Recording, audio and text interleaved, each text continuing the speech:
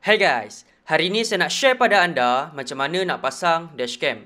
Dekat sini kita ada model paling latest dari Xiaomi iaitu A410. And straight to the point, harga dia starting RM200 dan ke atas. Tengok package macam mana yang ada ambil, sama ada basic set dashcam saja ataupun nak add on pasang sekali dengan dia punya hardwire kit. Kepada siapa yang tak tahu apa function hardwire, perlu ke beli? Kalau tanya saya, personally lah, saya lebih suka pasang. Bukan setakat nampak kemas je. Tapi dashcam kita tu, function dia boleh support lagi banyak features. Contohnya dia boleh record 24 jam dan macam-macam lagi. Sekejap lagi saya tunjuk macam mana nak buat.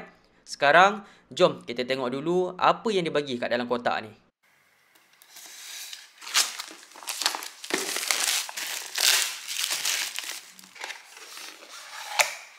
Okey, macam biasa dekat sini dia bagi electrostatic sticker depan belakang dengan buku manual di mana kita tak akan baca. So macam inilah design A410. Dia didatangkan dengan screen size 2 inci IPS. Lepas tu dekat bawah ni ada 4 button option. Dari side sebelah kanan ni pula ada slot untuk kita cucuk SD card. Yang tengah ni power cable, manakala lubang yang atas untuk kabel kamera belakang. And then lens dia ni pun kita boleh adjust atas bawah. Yang ni ikut korang punya kesesuaian lah. Nak adjust bagi tinggi boleh, nak adjust bagi rendah pun boleh. Sebelum pasang bracket ni kita attachkan macam ni. Yelah, kalau tak macam mana dashcam tu nak lekat kan. Cakap pasal memory card, untuk A410 ni dia boleh support sampai 256GB dan dia loop recording. Maksudnya bila memory card tu dah penuh, dia akan auto delete footage-footage yang lama tu untuk bagi masuk footage yang baru. So dengan cara macam ni, kita tak adalah nak kena asyik-asyik format je kan memory card. Lepas tu dia bagi sekali segala aksesoris yang anda perlukan. USB, power cable depan belakang, bracket, dia siap bagi extra lagi double tape. And last sekali semestinya lah kamera belakang. Yang ni model RC21. Untuk kamera belakang ni, macam ni je lah dia punya design dia. Simple. Yang ni dia ikut kamera depan. Kalau kamera depan on, dia pun on. Kalau tak, dia pun off lah. Alright. Berbalik kepada hardwire tadi, yang USB ni standard lah. Semua orang tahu. Bila kita on kunci, baru dia hidup. Kalau off pun dia off lah. Tapi macam zaman sekarang ni, ramai owner dia nak record 24 jam untuk extra safety. In case kalau kereta kena langgar masa tengah parking ke, ada orang pecah masuk ke. So setiap moment tu dia akan sentiasa record. Dulu hardwire style yang jenis tab ke fuse box macam ni tau. Tapi masalahnya tak semua orang pandai pasang. Ini wire apa, itu wire apa, macam mana nak sambung, dekat mana nak sambung. Even location fuse box pun kita tak tahu dekat mana. Nak bagi kedai pasang saja pun dia orang dah ambil 100 lebih. Jadi Xiaomi keluarkan lagi satu jenis hardwire, function yang sama tapi korang boleh pasang sendiri kat rumah. Plug and play saja, tak payah potong wire, tak payah apa. Korang cucuk aja dekat dongle OBD dan OBD port tu biasanya dia duduk dekat bawah dashboard kereta masing-masing. Memang senang, even orang perempuan pun boleh buat. Dua-dua ni saya tetap akan tunjuk jugalah cara pasang dia. So tak kisahlah mana satu yang anda suka. Dengan tengok video ni, korang bolehlah pasang sendiri dekat rumah tanpa ada masalah. Alright, so jom kita start. Okay, baik. Kita start hardwire yang jenis fuse tab ni dulu. Sebelum beli, first kali korang kena make sure dulu kereta korang tu dia pakai fuse mata yang jenis macam mana. Sebab lain kereta, lain jenis dia pakai. Ada yang pakai mata mini, yang ni pula micro mini, ini pun mini juga, yang ni pula standard size. Macam Saga FLX ni, dia pakai mata yang jenis macam ni. So, kita perlukan 2 kabel sahaja. Yang lain kita boleh tolak tepi. So, cara nak sambung dia senang je. Yang ni USB-C, kita cucuk dekat dashcam depan. So, dashcam tu dia akan dapat power daripada fuse box. Macam korang tengok dekat sini ada 3 wire kan. Merah, kuning dan hitam. So, wire merah dan kuning ni, kita sambungkan dulu dekat fuse tab tadi. Kita tolak, make sure bagi dia masuk rapat So, dia akan auto gigit dekat situ. Okey, cantik. So, macam Saga FLX ni, location fuse box dia ada dekat tepi dashboard sebelah driver side sini. Penutup ni kita tarik je macam tu. Okey, macam yang korang tengok, dekat sini kan ada macam-macam fuse kan. So, fuse mana satu yang kita nak tap? Untuk cari api, test light kita kena ada. Okey, untuk wire merah VCC, kita kena cari fuse yang sentiasa ada api. Jadi korang ambil test light, kita test lah satu-satu.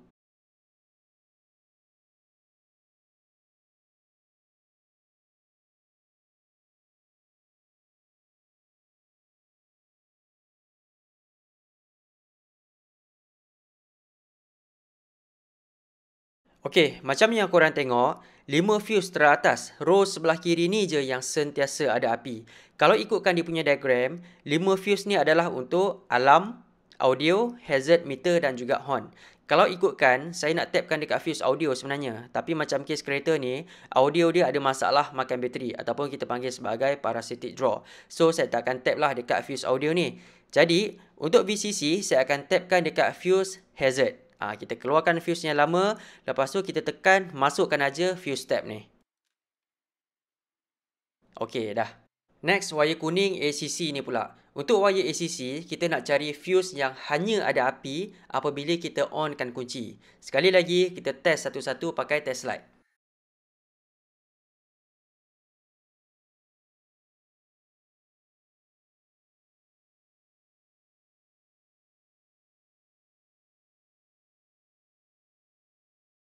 Okey, lepas kita onkan kunci, kebanyakan fuse dekat sini dia menyala Jadi, mana satu fuse yang patut kita tap? Ingat kalau boleh kita elakkan tap dekat fuse untuk part-part yang kritikal. Contohnya macam alarm, IMO, airbag, ECU, TCU, benda-benda yang macam tu lah.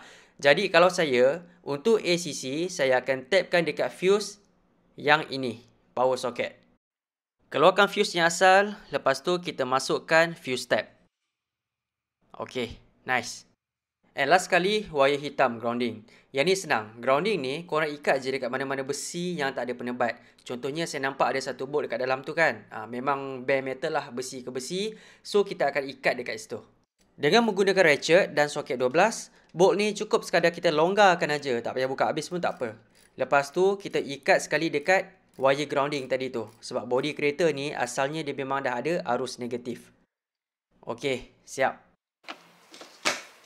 Okey, cara nak pasang dashcam, kalau boleh kita nak pasang tu biar dia center dan tersorok. Dekat tengah ni nampak macam center, tapi dia obvious sangat, kacau pemandangan. So, tak nak. Dekat atas ni pun, walaupun dia jauh, tak nak juga. Dekat atas ni pun tak nak, dia tak center. So, sebaiknya kita letak bagi dia tersorok dekat belakang, cermin pandang belakang ni. Dia center dan tak kacau pemandangan kita. First, kita tampar dulu electrostatic sticker. Stiker ni kalau tak ada, next time kita nak cabut balik dashcam susah tau. Lepas tu dashcam ni kita lekatkan aja dekat atas dia. Okey, sekarang saya nak tunjuk hardwire yang jenis OBD macam ni pula. Hardwire yang jenis macam ni, macam yang saya cakap tadi tu lah. Dia plug and play saja. Yang ni dia lagi senang daripada yang jenis fuse tab tadi tu. Yang hardwire ni kita cucuk dekat dashcam depan. Yang ni pula kabel untuk dashcam belakang. Macam IV ni, OBD port dia duduk dekat bawah dashboard sebelah driver side. So, getah pintu ni kita tarik sikit, agak-agak je lah. Asalkan kita boleh kepak pillar dekat tepi ni. Lepas tu korang pakai je lah tools yang dia bagi tu. Lepas tu korang selit je sepanjang laluan dekat atas bumbung tu. Pandai-pandai lah korang sorok kan. Bagi wire ni nampak kemas. Lain kereta mungkin lain dia punya cara. Tapi yelah, korang faham-faham je lah. Bila OBD tu dah tembus sampai dekat bawah dashboard, sekarang ni kita pasang balik pillar. Pastikan klip dia masuk betul-betul Lepas tu kita pasang balik getah pintu ni. Okay, nice. Okey, pada siapa yang tak tahu bentuk OBD port tu macam mana, macam ni lah, 4 segi. Semua kereta sama aja. Biasanya dia duduk dekat bawah dashboard kereta masing-masing. Kalau bukan sebelah driver side, mungkin sebelah passenger side. Antara dua tu je lah yang famous. Okey, so kita cucukkan aja. Just like that. Okey, so hardwire ni kita dah sambung ke dashcam. Lepas tu korang sorok lah laluan dia dekat atas bumbung, masuk dekat celah pillar, turunlah sampai dekat bawah dashboard. Lepas tu cucuk dekat OBD port dekat bawah tu. So, untuk wire belakang, korang just repeat je step yang sama. Sorokkan dekat atas laluan bumbung, lalulah dekat celah-celah getah pintu tu. Lepas tu tarik sampailah dekat kamera belakang. Cukup simple, lagi-lagi kalau MyV ni. Last but not least, kita pasang kamera belakang pula. Pastikan dia duduk betul-betul kat tengah lah. Center. Okey, siap. Okey, footage yang korang tengah tengok ni, saya ambil direct dari 70Mi A410. Yang ni saya tak ada kacau sebarang kali grading. Yang ni memang raw, datang daripada dashcam. Bagi saya, untuk dashcam depan, memang cantik lah. Tak ada apa yang saya nak komplain. Semua benda kita boleh baca dengan jelas. Dia punya number plate, papan signboard dan sebagainya lah. Pemandangan dia pun cukup luas. Sebab bukaan lens dia tu adalah 125 darjah. Kalau kita tengok sampai 4 lane, 5 lane tu pun tak ada masalah. Jadi untuk sebuah dashcam dengan harga 200 lebih macam ni, spek yang dibagi video resolution 2.5K memang cantik. Siap ada HDR support lagi. Korang cuba tengok awan dekat atas tu kan. Nampak tak? Awan tu seketul-seketul. Cantik je. Tapi kalau jenis yang tak ada HDR, awan tu kita akan nampak dia semua putih. Semua sama rata. Okey, lepas tu dia ada built-in sekali dengan GPS. So korang boleh tengoklah driving route, speed, location. Benda-benda yang macam tu lah. Tapi korang kena download apps dia dululah. And macam yang saya cakap tadi, kalau kita pasang hardwire, dia akan sentiasa record. Jadi kalau ada orang terlanggar masa kita tengah parking ke kan, ataupun orang pecah masuk ke, dashcam ni dia akan auto wake up dan dia akan terus record sebab dia ada support G-Sensor Collision Detection. Dan kalau tak ada apa-apa yang berlaku, dia akan turn to time lapse lah untuk jimatkan kita punya space memory card. Untuk dashcam belakang pula, bagi saya asalkan ada tu kira cukup lah. Untuk model RC21 ni, dia mampu untuk record sampai Full HD 1080p video resolution, aperture 2.0 dan bukaan lens dia tu adalah 130 darjah.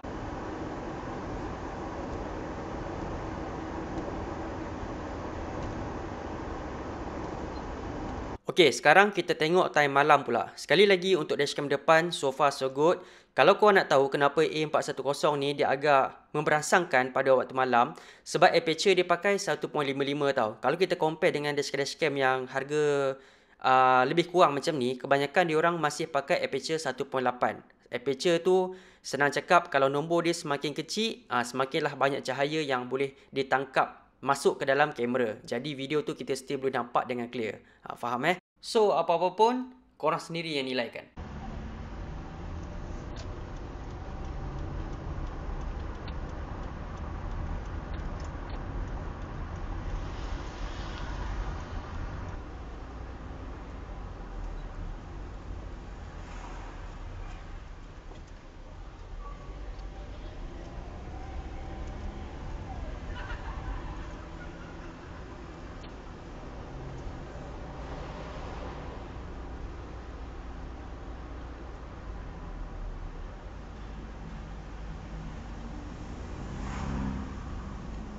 Okay, and untuk segala footage rakaman, korang boleh tengok balik dekat phone korang. So basically, yang ada dekat dalam dashcam tu sama je. Korang boleh tengok dekat dalam dia punya apps ni. Selain daripada dia punya footage, korang boleh main dia punya setting. Macam-macam ada lah dekat sini. So nanti setting tu dia akan reflect dekat dashcam korang. Dia punya apps adalah Xiaomi My. Korang download je free dekat App Store ataupun Play Store. Alright, so kepada sesiapa yang tengah cari dashcam tapi tak tahu nak pilih brand apa, bajet pun tak banyak sangat, maybe korang boleh consider Xiaomi Mi A410 ni. Harga okey, quality pun okey juga. So secara ringkas, dia support 2.5K video resolution siap ada dengan HDR, dual channel depan belakang dia record, super night vision, ada GPS, aperture 1.55, boleh support 24 jam parking surveillance, ada G-Sensor dan support juga Wi-Fi apps control. Link nanti saya letak dekat bawah. Alright, saya harap video ni bermanfaat. Kita jumpa lagi next time.